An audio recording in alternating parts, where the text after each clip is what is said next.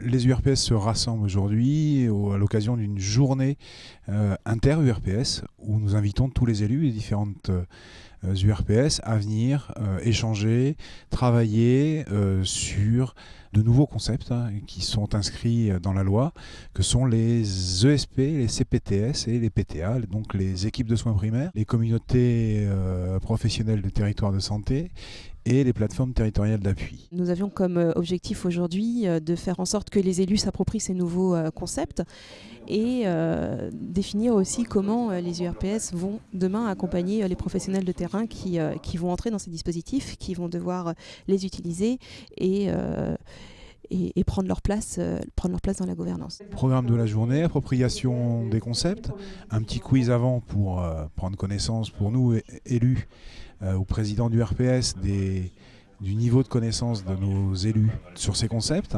Après, il y a une table ronde avec les présidents du RPS qui répondront à toutes les questions de la salle.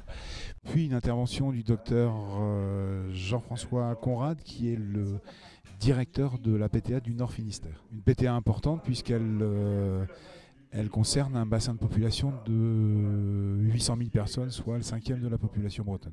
Deuxième partie de la journée, un travail en atelier où les différents élus travailleront sur des cas concrets. Cette journée m'apporte, c'est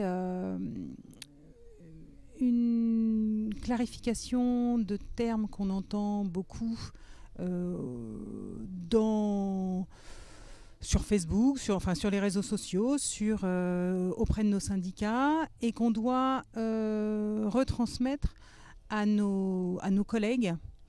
Donc c'est vrai que ça permet d'avoir un langage commun, en tout cas inter-URPS, et de pouvoir le rapporter à l'infirmière lambda pour qui ces discours sont parfois loin. Eh bien, la conclusion de la journée, de cette journée inter-URPS, qui a été mise en place justement par l'ensemble des URPS de la région Bretagne, a été de faire un peu le point sur le nouveau dispositif de la loi, que ce soit les plateformes territoriales d'appui, que ce soit les communautés professionnelles des territoires de santé ou les équipes de soins primaires. Et puis d'autre part, savoir quelle est la place des libéraux dans ce nouveau dispositif. En tout cas, ce qui est très rassurant, c'est que l'unité régionale, à travers tous les professionnels de santé, via leur URPS, va dans la même logique qui est cette organisation dans les territoires et que, a priori, rien ne pourra nous freiner dans les jours qui viennent.